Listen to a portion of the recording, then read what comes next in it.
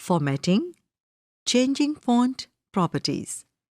क्या आपको पता है कि आप वर्ड में मुख्तलिफ साइज और मुख्तलिफ तरीक़ों से टेक्स्ट लिख सकते हैं?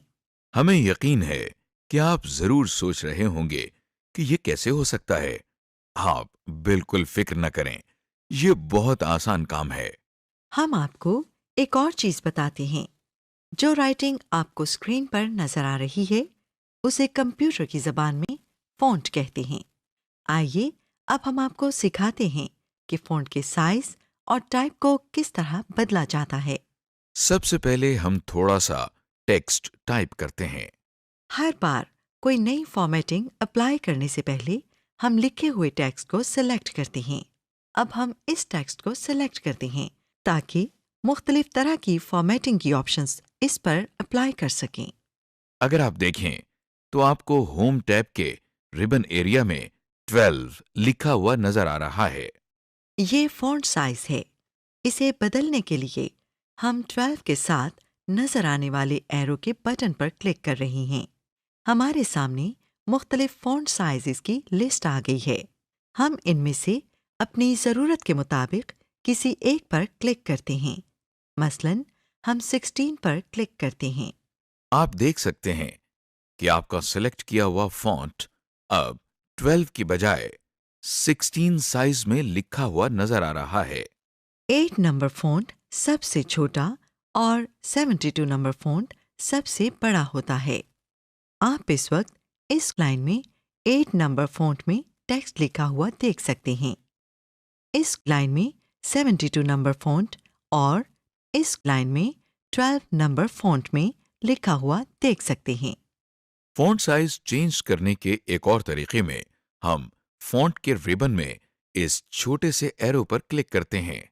अब हमारे सामने फॉन्ट की प्रॉपर्टीज वाली स्क्रीन आ गई है। हम साइज के नीचे से 16 फॉन्ट साइज सेलेक्ट करके ओके का बटन दबाते हैं। अब आप देख सकते हैं कि हमारा सेलेक्ट किया हुआ फॉन्ट अब 12 साइज की बजाय 16 साइज में लिखा हुआ नजर आ रहा है। अब आप देखें कि होम टैब के रिबन में आपको टाइम्स न्यू रोमन लिखा हुआ नजर आ रहा है। ये फॉन्ट टाइप है। फॉन्ट टाइप चेंज करने के लिए हम टाइम्स न्यू रोमन के साथ वाले एरो बटन पर क्लिक करते हैं। हमारे सामने मुख्तलिफ फॉन्ट्स की एक लिस्ट आ गई है। हम इसमें से कोई भी फॉन्ट चूज कर सकते हैं। चलिए आपको दिखाने के लिए हम एरियल ब्लैक चूज कर लेते हैं। चूज करने के लिए हम लिस्ट में से इस फॉन्ट के नाम पर क्लिक करते हैं। हम देख सकते हैं कि हमारा टाइप किया हुआ टेक्स्ट अब हमें एरियल ब्लैक स्टाइल में लिखा हुआ नजर आ रहा है। फॉन्ट चेंज करने के एक और तरीके में हम फॉन्ट के रिबन में इस छोटे से एरो पर क्लिक करते हैं। क्लिक करते ही दोबारा फॉन्ट की प्रॉपर्टीज वाली स्क्रीन खुल जाती है। हम इस स्क्रीन में फॉन्ट के नीचे से Arial black font type select करके ओके दबाते हैं। आप देख सकते हैं कि हमारा सेलेक्ट किया हुआ टेक्स्ट अब एरियल ब्लैक फॉन्ट में लिखा हुआ है। ये वही फॉन्ट टाइप है जो कि आपने पहले रिबन बार से चूज किया था। अगर आप देखें तो होम टैब के रिबन बार पर दाएं तरफ आपको नॉर्मल लिखा हुआ नजर आ रहा है। ये आपको टेक्स्ट के स्टाइल के बारे में बताता है, यानी कि ये हमें बताता है कि टेक्स्ट पर कौन सी फॉर्मेटिंग यूज होनी है। मसलन कि टेक्स्ट हेडिंग है, टेक्स्ट स्पेसिंग में है, कि टेक्स्ट टाइटल में है, वगैरह। आप देख सकते हैं कि रिबन बार में स्टाइल के साथ पैराग्राफ और फॉन्ट के टूल बार भी मौजूद हैं। फॉन्ट के टूल बार में से हम एक ऑप्शन पर क्लिक करते हैं। चलिए बोल्ड, इटैलिक, अंडरलाइन करते हैं। आप देख सकते हैं कि टेक्स्ट पर हमारी सेलेक्ट की हुई फॉर्मेटिंग अप्लाई हो गई है। एम्बोल्डनिंग, अंडरलाइनिंग एंड इटैलिक्स। आपने गौर किया होगा कि जब हमने टेक्स्ट का स्टाइल बदला था तो वो मोटा और टेढ़ा हो गया था और उसके नीचे एक लाइन भी आ गई थी। टेक्स्ट को मोटा करने को टेक्स्ट को बोल्ड करना कहते हैं। टेढ़ा करने को टेक्स्ट को इटैलिक्स में लिखना कहते हैं। और टेक्स्ट के नीचे लाइन लगाने को अंडरलाइनिंग कहते हैं। ये तीनों फॉर्मेटिंग एक साथ। और अलग-अलग भी इस्तेमाल की जा सकती है। ये तीनों तरह की फॉर्मेटिंग इसलिए ज़रूरी है क्योंकि अक्सर हमें अपने काम में कोई टेक्स्ट का हिस्सा नुमाया या बाकी हिस्सों से अलग दिखाना होता है। आमतौर पर आप रजिस्टर में पेंसिल, मार्कर या हाइलाइटर के साथ ये काम करते हैं, लेकिन वर्ड में आप ये काम आराम से फॉर्मेटिंग्स इस्तेमाल करके कर सकते हैं। आइए हम ये तीनों फॉर्मेटिंग के तरीके सिखाते हैं। सबसे पहले हम आपको टेक्स्ट बोल्ड करना सिखाते हैं। टेक्स्ट बोल्ड करने के लिए अगर टेक्स्ट पहले से लिखा हुआ है तो हम इसे सेलेक्ट करते हैं। फिर हम रिबन टूल बार में लिखे हुए बटन बी पर क्लिक करते हैं। आप देखें कि हमारा सेलेक्ट किया हुआ टेक्स्ट मोटा यानी बोल्ड हो गया है। और अगर टेक्स्ट लिखना है तो फिर हम पहले रिबन टूल बार में लिखे हुए बटन बी पर क्लिक करते हैं और जो टेक्स्ट हम अब टाइप करते हैं वो बोल्ड में टाइप होता है। टेक्स्ट को बोल्ड करने के एक और तरीके में आप कंट्रोल और बी की कीज को एक साथ दबाएं। टेक्स्ट बोल्ड करने के आखिरी तरीके में अगर टेक्स्ट लिखा हुआ है तो उसे सेलेक्ट करके हम फॉन्ट के रिबन में इस छोटे से एरो पर क्लिक करते हैं। क्लिक करते ही दोबारा फॉन्ट की प्रॉपर्टीज वाली स्क्रीन खुल जाती है। इसमें फॉन्ट स्टाइल के नीचे से हम बोल्ड पर क्लिक करके ओके दबाते हैं। जरा देखिए कि कैसे जादू की तरह टेक्स्ट बोल्ड हो गया है। टेक्स्ट इटैलिक और अंडरलाइन करने के लिए भी यही तरीका इस्तेमाल होता है। बस फर्क सिर्फ इतना है कि इटैलिक के लिए टूलबार में आई और अंडरलाइन के लिए यू। बाकी के दो तरीके भी एक जैसे हैं। इटैलिक के लिए कंट्रोल और आई और अंडरलाइन के लिए कंट्रोल और यू। और अंडरलाइंड टेक्स्ट के लिए फॉन्ट मेन्यू में यू के साथ इस छोटे से एरो पर क्लिक करते हैं और लिस्ट में से अपनी पसंद की लाइन चूज कर लेते हैं। इंडेंटेशन। रजिस्टर में पैराग्राफ शुरू करने से पहले आप लाइन में थोड़ी सी स्पेस तो छोड़ते ही हैं। इसी तरह आप वर्ड में भी स्पेस छोड़ सकते हैं ताकि पता चल जाए कि नया पैराग्राफ शुरू हो रहा है। ये करने के लिए आप टैब की दबाते हैं। टैब की दबाते ही ब्लिंकिंग लाइन आगे चली जाती है, जैसा कि आप स्क्रीन पर देख सकते हैं। ऐसे करने को हम कंप्यूटर की जबान में इंडेंटेशन कहते हैं। लाइंस के दरमियान अपनी ज़रूरत के मुताबिक हम साइज के गैप्स छोड़ सकते हैं। इन गैप्स को लाइन स्पेसिंग कहते हैं। लाइन स्पेसिंग लगाने के लिए हम टेक्स्ट सेलेक्ट करने के बाद रिबन के पैराग्राफ मेन्यू में इस आइकॉन पर क्लिक करते हैं। हमारे सामने लाइन स्पेसिंग की लिस्ट खुल गई है। इसमें हम अपनी ज़रूरत के मुताबिक स्पेसिंग सेट कर देते हैं। Using formatting of a selected text for more text. आखिरी तरीके में हम सेलेक्ट किए हुए टेक्स्ट पर राइट क्लिक करके कॉपी करने के लिए कॉपी पर क्लिक करते हैं और कट करने के लिए कट पर। जब हम कोई टेक्स्ट कॉपी या कट कर लेते हैं तो फिर वो क्लिपबोर्ड में से डॉक्यूमेंट में जाता है। टेक्स्ट इंसर्ट करने के लिए हम उस जगह पर जाएंगे जहां पर इसे इंसर्ट करना है और फिर हम कंट्रोल और वी की कीज एक साथ दबाते हैं और टेक्स्ट क्लिपबोर्ड में से उस फाइल में आ जाता है। या हम होम के टैब से जाकर पेस्ट पर क्लिक करते हैं और टेक्स्ट क्लिपबोर्ड में से उस फाइल में आ जाता है। या हम उस जगह पर राइट क्लिक करके पेस्ट दबाते हैं और टेक्स्ट क्लिपबोर्ड में से उस फाइल में आ जाता है। अगर कोई टेक्स्ट मिटाना हो तो उसके लिए हम बैकस्पेस या डिलीट की कीज इस्तेमाल करते हैं।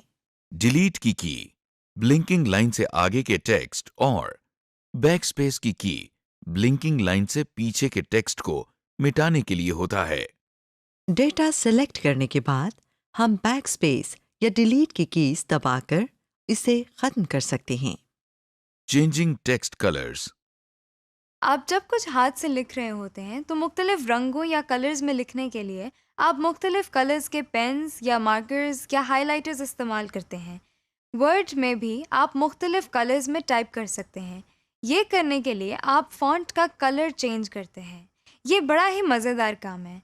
आइए अब हम देखते हैं कि हम अपने डॉक्यूमेंट में कैसे रंग बरसा सकते हैं। कलर चेंज करने के लिए हम लिखे हुए टेक्स्ट को सेलेक्ट करते हैं। फिर हम रिबन में फॉन्ट के मेन्यू में एक के साथ वाले एरो बटन पर क्लिक करते हैं। क्लिक करते ही हमारे सामने एक लिस्ट आ जाती है। इस लिस्ट में आपको बहुत से रंग नजर आ रहे हैं। हम इनमें से कोई एक कलर पर क्लिक करके चूज करते हैं। क्लिक करते ही वो कलर टेक्स्ट पर अप्लाई हो जाता है। अगर हम टेक्स्ट पर क्लिक करें तो हमें हमारा टेक्स्ट हमारे चूज किए हुए कलर में नजर आता है। जब हम कलर वाली लिस्ट खोलते हैं तो हमें ऑटोमेटिक लिखा हुआ नजर आता है। ऑटोमेटिक काले रंग को कहते हैं। जब भी हम इस पर क्लिक करते हैं टेक्स्ट ब्लैक हो जाता है। जब हम कोई कलर चूज करते हैं तो फॉन्ट मेन्यू में ए के नीचे वो कलर आ जाता है। ये इसलिए होता है कि अगर हमने किसी और टेक्स्ट पर भी वही कलर इस्तेमाल करना हो तो हम लिस्ट खोले बगैर सिर्फ ए दबाकर टेक्स्ट पर वो कलर अप्लाई कर सकते हैं। टेक्स्ट का कलर चेंज करने के एक और तरीके में हम टेक्स्ट सेलेक्ट करके फॉन्ट की ऑप्शंस वाली स्क्रीन में फॉन्ट कलर के नीचे से अपनी मर्जी का कलर चूज कर लेते हैं। अगर हम अपनी मर्जी का कलर बनाना चाहते हैं तो उसके लिए हम मोर कलर्स पर क्लिक करते हैं और कस्टम टैब को दबाकर माउस की मदद से पॉइंटर को मूव करके कलर्स आपस में मिक्स कर लेते हैं और ओके दबाते हैं। हमारा बनाया हुआ कलर टेक्स्ट पर आ जाता है। Alignments and justifications.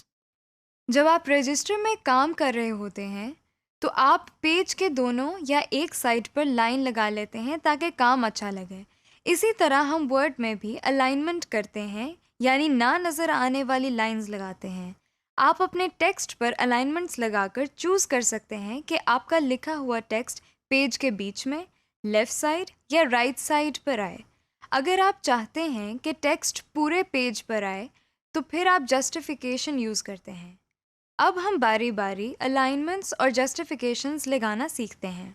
अलाइनमेंट्स लगाने के लिए अगर पहले से टेक्स्ट टाइप किया हुआ हो तो हम उसे सेलेक्ट करते हैं, वरना जहां पर टाइप करना हो वहां पर ब्लिंकिंग लाइन ले आते हैं।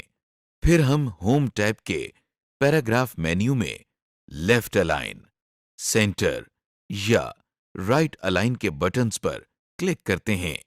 जब हम वर्ड खोलते हैं तो लेफ्ट अलाइन बाय डिफॉल्ट हुआ होता है। राइट मार्जिन के साथ टाइप करने के लिए राइट अलाइन इस्तेमाल होता है। अगर टेक्स्ट सेंटर में टाइप करना हो तो उसके लिए हम सेंटर के बटन पर क्लिक करते हैं। लेफ्ट अलाइन दोबारा इस्तेमाल करने के लिए हम लेफ्ट अलाइन के बटन पर क्लिक करते हैं। टेक्स्ट को जस्टिफाई करने के लिए हम टेक्स्ट को सिलेक्ट करके जस्टिफाई के बटन पर क्लिक करते हैं। टेक्स्ट को जस्टिफाई करने से वो पूरे स्क्रीन पर आ जाता है, यानी दोनों मार्जिन्स के साथ सेट होता है।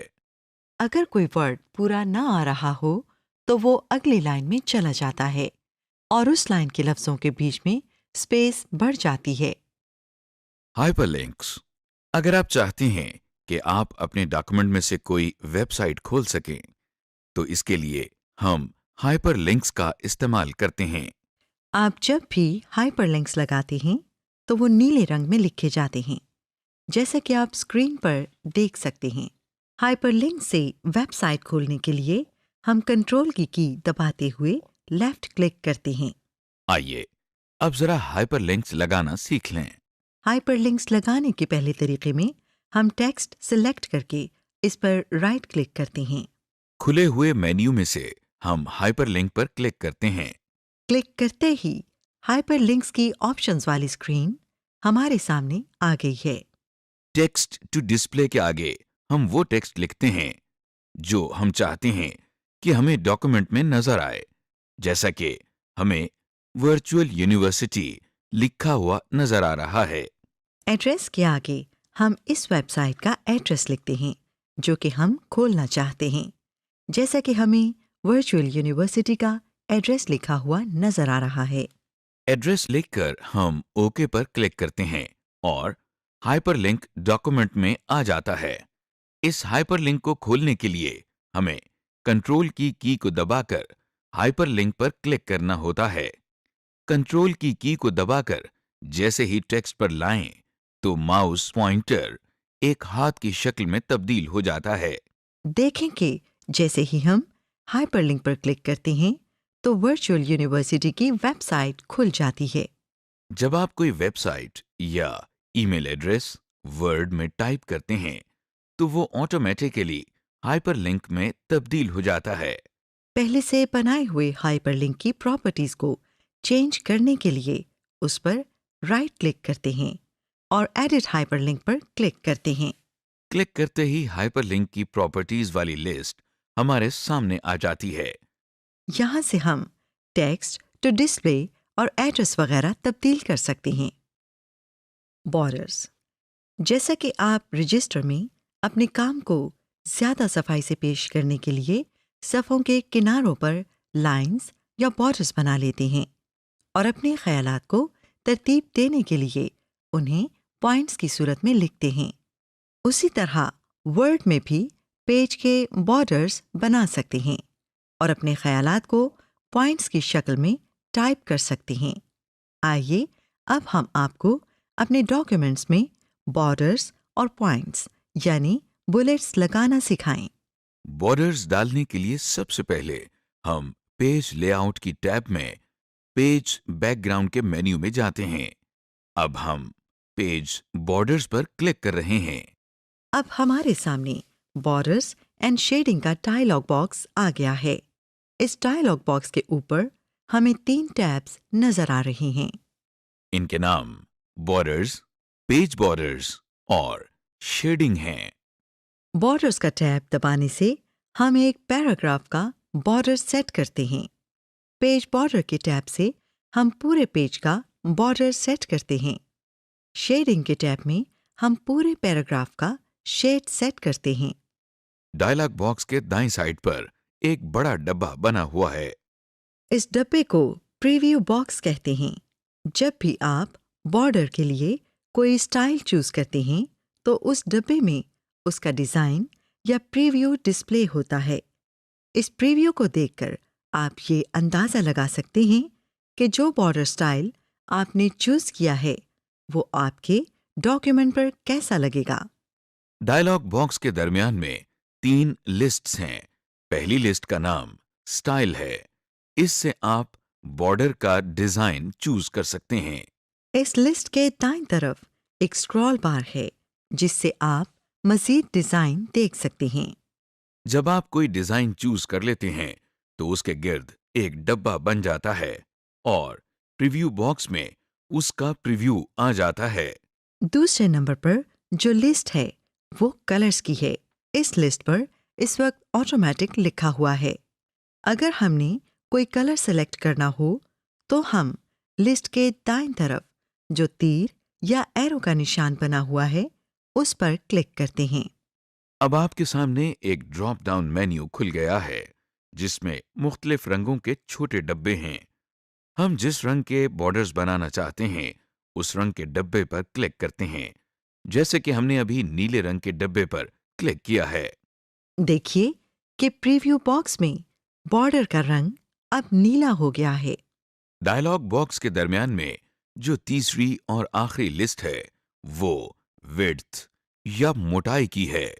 इस लिस्ट के दाईं तरफ बने हुए तीर या एरो पर क्लिक करने से आपके सामने एक डब्बा खुल जाता है जिसमें मुख्तलिफ मोटाई की लाइंस बनी हुई हैं। इनमें सबसे पतली लाइन की मोटाई 1/4 पॉइंट्स है, जबकि सबसे मोटी लाइन की मोटाई 6 पॉइंट्स है। हम जिस मोटाई के बॉर्डर्स चाहते हैं उस लाइन पर क्लिक कर देते हैं। प्रीव्यू बॉक्स में अब बॉर्डर्स की मोटाई उतनी सेट हो गई है जितनी हमने सिलेक्ट की थी। बॉर्डर्स का स्टाइल, कलर और विड्थ सेट करके हम ओके के बटन पर क्लिक करते हैं। हमारे पैराग्राफ का अब बॉर्डर सेट हो गया है। Inserting bullets. आइए अब हम आपको अपने डॉक्यूमेंट्स में बुलेट्स डालना सिखाएं। इस तरीके में हम होम टैब में पैराग्राफ के मेन्यू में बुलेट्स के बटन पर क्लिक करते हैं। देखिए कि डॉक्यूमेंट में जिस जगह पर ब्लिंकिंग लाइन है वहां एक बुलेट बन गया है। बुलेट्स के मुख्तलिफ डिज़ाइंस डालने के लिए हम बुलेट्स के साथ बने हुए छोटे से तीर पर क्लिक करते हैं। ड्रॉप डाउन लिस्ट से अब हमारे सामने बुलेट्स की लिस्ट खुल गई है। जिस डिजाइन के बुलेट्स हम इस्तेमाल करना चाहते हैं उस पर हम क्लिक कर देते हैं और फिर वो बुलेट्स लग जाती हैं। हमारे सामने अब स्क्रीन पर एक बुलेट बना हुआ है। उसके आगे कुछ टेक्स्ट टाइप करने के बाद जब हम एंटर की दबाते हैं तो अगली लाइन पर एक और बुलेट आ जाता है। इसी तरह हम अपने सारे टेक्स्ट को बुलेट्स की शक्ल में लिख सकते हैं। अगर आप चाहते हैं कि अब अगली लाइन पर बुलेट न बने तो एंटर की 2 दफा दबाएं। बुलेट्स की तरह नंबरिंग भी आपकी टेक्स्ट को तरतीब देने के काम आती है। नंबरिंग करने के 2 तरीके हैं। पहले तरीके में हम नंबर 1 टाइप करके उसके आगे फुल स्टॉप या ब्रैकेट टाइप करते हैं। दूसरे तरीके में हम होम टैब के पैराग्राफ मेन्यू में नंबरिंग के बटन पर क्लिक करते हैं। देखिए कि ब्लिंकिंग लाइन से पहले अब 1 लिखा हुआ नजर आ रहा है। नंबरिंग करने के तीसरे तरीके में हम पहले पैराग्राफ मेन्यू में नंबरिंग के साथ बने हुए एरो पर क्लिक करते हैं। हमारे सामने नंबरिंग करने के मुख्तलिफ स्टाइल आ गए हैं। हम इनमें से अपनी पसंद का स्टाइल चूज करते हैं। समरी। इस लेसन में हमने सीखा टेक्स्ट का फॉन्ट तब्दील करने का तरीका, टेक्स्ट को बोल्ड, अंडरलाइन या इटैलिक में लिखने का तरीका, टेक्स्ट का कलर चेंज करना, हाइपरलिंक और टेक्स्ट में बुलेट्स या नंबर्स इंसर्ट करने का तरीका। टेम्पलेट्स। अगर हम टेम्पलेट के जरिए कोई नया डॉक्यूमेंट बनाना चाहें तो सबसे पहले हम एक नया डॉक्यूमेंट ओपन करते हैं। देखिए एक टास्क पैन खुल गई है। टास्क पैन एक ऐसी विंडो को कहते हैं जो आपको कोई काम करने के लिए एक्स्ट्रा ऑप्शंस फराहम करती हो। इस टास्क पैन में कई ऑप्शंस हैं। ऊपर वाले हिस्से में वो टेम्पलेट्स हैं जो MS वर्ड में पहले से बने हुए मौजूद हैं और आप इन टेम्पलेट्स को इस्तेमाल कर सकते हैं। इधर हम सैंपल टेम्पलेट्स पर क्लिक करते हैं। अब हमारे सामने टेम्पलेट्स की बहुत सारी ऑप्शंस आ गई हैं। जैसा कि आप देख रहे हैं इनमें लेटर्स, फैक्सेस और रेज्यूमेज के टेम्पलेट्स हैं। स्क्रीन के दाईं तरफ एक डब्बा बना हुआ है। टेम्पलेट्स की स्क्रीन पर बना हुआ प्रीव्यू का डब्बा आपको ये दिखाता है कि आपने जो टेम्पलेट्स सिलेक्ट की है उसका फॉर्मेट क्या है। इस टास्क पैन के नीचे वाले हिस्से में वो टेम्पलेट्स हैं जो हम इंटरनेट के जरिए MS ऑफिस की वेबसाइट से डाउनलोड कर सकते हैं। ये टेम्पलेट्स मुख्तलिफ डॉक्यूमेंट्स तैयार करने में काम आते हैं। जैसा कि लेटर्स के टेम्पलेट्स में हम देखते हैं कि ये टेम्पलेट्स मुख्तलिफ किस्म के लेटर्स लिखने के लिए इस्तेमाल होते हैं। मुख्तलिफ टेम्पलेट्स पर क्लिक करके आप उनके फॉर्मेट्स भी देख सकते हैं। इसके अलावा कार्ड्स के टेम्पलेट्स आते हैं। इनमें मुख्तलिफ किस्म के invitations, post cards, happy birthday या हैप्पी न्यू ईयर के हवाले से हर तरह के कार्ड्स के टेम्पलेट्स मौजूद हैं। टास्क पैन के ऊपर और नीचे वाले हिस्से के दरमियान दाईं तरफ हम देख सकते हैं कि एक एरो के साथ जगह बनी हुई है। हमें इन तमाम टेम्पलेट्स के अलावा अगर मज़ीद टेम्पलेट्स चाहिए हों तो हम इस खाली जगह पर टाइप करके सर्च कर सकते हैं। अक्सर हम अपने आप को या दोस्तों को कोई बात याद रखवाने के लिए एक छोटा सा नोट लिख लेते हैं। ऐसे नोट को मेमो कहते हैं। अगर हमें मेमो लिखने के लिए टेम्पलेट दरकार हो तो हम सर्च करने के लिए मेमो टाइप कर रहे हैं और इस तीर के निशान पर क्लिक कर रहे हैं। ये देखें, हमारे पास मेमो के बहुत सारे टेम्पलेट्स आ गए हैं। इस स्क्रीन पर मुख्तलिफ स्टाइल्स के टेम्पलेट्स मौजूद हैं जो कि फ़र्क सिचुएशंस में इस्तेमाल होते हैं। जैसा कि अगर आपने अपने किसी दोस्त को मेमो भेजना है तो आप एक बेतकल्लुफ़ स्टाइल अपनाना चाहेंगे, जैसे कि कंटेम्प्रेरी मेमो का स्टाइल है। लेकिन अगर आपको ऑफिस में मेमो भेजना है तो आप प्रोफेशनल मेमो इस्तेमाल करेंगे। Work with in a template on a specified task. अब तक हमने देखा है कि MS वर्ड किस किस चीज़ के टेम्पलेट्स फराहम करता है। आइए अब हम इन टेम्पलेट्स को इस्तेमाल करना सीखें। सबसे पहले हम फाइल पर क्लिक करेंगे। देखिए, स्क्रीन की साइड पर न्यू डॉक्यूमेंट का टास्क पैन खुल गया है। अब हम सैंपल टेम्पलेट्स पर क्लिक कर रहे हैं। टेम्पलेट्स की स्क्रीन में हम एग्जीक्यूटिव लेटर के टेम्पलेट्स पर क्लिक करते हैं। इसके बाद दाएं तरफ से टेम्पलेट के दायरे को सिलेक्ट करके क्रिएट के बटन को दबा रहे हैं। किसी भी टेम्पलेट को फिल करना बहुत आसान है। टेम्पलेट के अंदर पहले से ही वो सारी इंस्ट्रक्शंस मौजूद होती हैं जिनको पढ़कर आप टेम्पलेट इस्तेमाल कर सकते हैं। टेम्पलेट को किसी भी ऑर्डर में फिल किया जा सकता है। आपकी आसानी के लिए हम टेम्पलेट को ऊपर से फिल करना शुरू करेंगे। सबसे ऊपर जो इंस्ट्रक्शन है उसमें लिखा हुआ है पिक द डेट। इधर क्लिक करते हैं तो देखें साथ ही एक छोटा सा एरो बन गया है। इस पर क्लिक करते हैं तो हमारे सामने कैलेंडर खुल गया है। यहाँ से हम मिसाल के तौर पर 14 जनवरी 2015 की तारीख को सिलेक्ट करते हैं तो यहाँ पर तारीख लिखी हुई आ गई है। डेट के बाद सेंडर एड्रेस आता है। इधर हम भेजने वाले का नाम मसलन जावेद खान और इदारे का नाम वर्चुअल यूनिवर्सिटी का नाम और एड्रेस टाइप कर रहे हैं। सेंडर की तफसीलात के आगे हम उस बंदे का नाम और एड्रेस लिखते हैं जिसको हमने खत भेजना है। इसके बाद टाइप द सैल्यूटेशन में हम डियर सर लिख रहे हैं। इसके बाद लेटर की बॉडी आ जाती है। इसको हम इसी तरह छोड़ देते हैं। जहां पर टाइप द क्लोजिंग लिखा है वहां हम योर्स सिंसियरली लिखेंगे। नाम के बाद हम अपना टाइटल एंटर करेंगे और कंपनी का नाम लिखेंगे। Finishing a document, styles and pagination. आपने नोट किया होगा कि हमको जब भी टेक्स्ट वाज़े करना होता है तो उस पर 2-3 फर्क इफेक्ट्स अप्लाई करते हैं। जैसा कि ये जो टेक्स्ट हमने सिलेक्ट किया है इसको वाज़े करने के लिए हम पहले इसको बोल्ड कर रहे हैं, फिर इसको अंडरलाइन कर रहे हैं और उसके बाद उसका साइज भी इंक्रीज कर रहे हैं। अब सोचिए, अगर हम ये सारा काम एक ही रिबन बार से कर सकें तो कितनी आसानी होगी।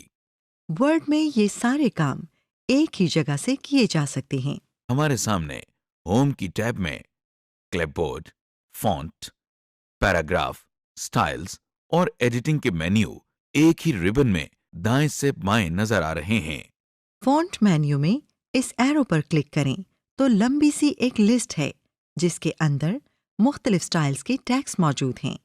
अगर हम इन स्टाइल्स में से कोई अपने टेक्स्ट पर अप्लाई करना चाहें तो सबसे पहले हम टेक्स्ट को सिलेक्ट करते हैं।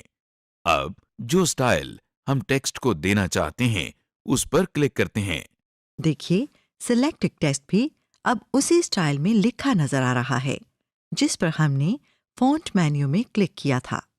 अगर आप चाहते हैं कि जो स्टाइल आपने खुद पहले किसी टेक्स्ट पर अप्लाई किया है वही स्टाइल किसी और टेक्स्ट पर भी अप्लाई हो जाए तो उसके लिए सबसे पहले हम उस टेक्स्ट को सिलेक्ट कर लेते हैं जिसका स्टाइल हमने दूसरे टेक्स्ट पर अप्लाई करना है। इस तरह हम देख लेते हैं कि इस टेक्स्ट पर कौन सा स्टाइल लगा हुआ है, फिर दूसरे टेक्स्ट को सिलेक्ट करके भी वही स्टाइल अप्लाई कर देते हैं। Changing page size setup. कभी कभी आपको मुख्तलिफ तरह के पेपर्स पर काम करने की ज़रूरत होती है। ये काम करने के लिए हम वर्ड में पेज का सेटअप बदल देते हैं। आइए हम पेज के सेटअप को तब्दील करना सीख लेते हैं। जैसा कि आप देख रहे हैं कि हम पेज का सेटअप तब्दील करने के लिए पेज लेआउट के टैब पर क्लिक करते हैं। अब हमारे सामने रिबन में पेज लेआउट की बहुत सारी ऑप्शंस आ गई हैं। यहाँ पर हम themes, page setup, page background, paragraph और अरेंज की ऑप्शंस में चेंजेस कर सकते हैं। Headers and putters objective. अपने डॉक्यूमेंट में हेडर डालने के लिए सबसे पहले हम इंसर्ट के टैब पर क्लिक कर रहे हैं। अब हम हेडर एंड फुटर के मेन्यू में हेडर की ऑप्शन पर क्लिक कर रहे हैं। देखिए, हमारे सामने स्क्रीन पर मुख्तलिफ ऑप्शंस के साथ हेडर की एक लिस्ट डिस्प्ले हो गई है। हम पहली ऑप्शन यानी कि ब्लैंक हेडर पर क्लिक कर रहे हैं और साथ ही डॉक्यूमेंट के ऊपर वाले हिस्से के गिर्द एक डब्बा बन गया है। ये डब्बा इस पेज का हेडर कहलाता है। वैसे तो हेडर में कुछ भी टाइप किया जा सकता है, लेकिन हेडर को आमतौर पर डॉक्यूमेंट से मुतल्लिक खास इंफॉर्मेशन डिस्प्ले करने के लिए इस्तेमाल किया जाता है, जैसे कि page number, author's name, date of creation वगैरह। इस काम में वर्ड खुद भी हमारी मदद करता है। हमारे सामने जो नई टैब नजर आ रही है, इसको header and footer tool design कहते हैं। इस रिबन बार में हम हेडर और फुटर के डिजाइन के हवाले से फॉर्मेटिंग कर सकते हैं। इस रिबन बार के इंसर्ट के मेन्यू में मुख्तलिफ हेडर फॉर्मेट्स हैं। देखिए, ये हम क्विक पार्ट्स पर क्लिक करके डॉक्यूमेंट प्रॉपर्टी के अंदर ऑथर की ऑप्शन पर क्लिक कर रहे हैं, तो हेडर के अंदर ऑथर का नाम लिखा गया है। इसके अलावा अगर डेट एंड टाइम पर क्लिक करते हैं तो हेडर में डेट एंटर हो गई है। हम चाहें तो ये इंफॉर्मेशन चेंज भी कर सकते हैं, जैसा कि ये हम डेट को डिलीट करके उसकी जगह वर्चुअल यूनिवर्सिटी टाइप कर रहे हैं। अब हम हेडर के साथ फुटर की ऑप्शन पर क्लिक करते हैं, तो हम देखते हैं कि फ्रंट पेज के निचले हिस्से पर भी एक डब्बा बना हुआ है। ये हमारे पेज का फुटर है। फुटर बिल्कुल हेडर जैसा ही है। इसमें हम वो सारे काम कर सकते हैं जो हमने हेडर में किए थे। अब हम header and footer tool bar में पेज नंबर में पहली बॉटम ऑफ पेज ऑप्शन से पेज एक्स ऑफ वाई की ऑप्शन पर क्लिक कर रहे हैं। इससे हमारे फुटर में पेज 1 ऑफ 1 टाइप हो गया है। ये हमको बता रहा है कि हमारे डॉक्यूमेंट में कितने पेज हैं और हम इस वक्त किस पेज पर मौजूद हैं। हेडर और फुटर में डाले गए टेक्स्ट पर हम मुख्तलिफ फॉर्मेटिंग ऑप्शंस भी इस्तेमाल कर सकते हैं। आइए इनमें से कुछ अप्लाई करके देखते हैं। ये हम ऑथर नेम को सिलेक्ट करके उसको बोल्ड कर रहे हैं। इसके बाद हम पेज नंबर को सिलेक्ट करके अंडरलाइन कर रहे हैं। Spelling and grammar.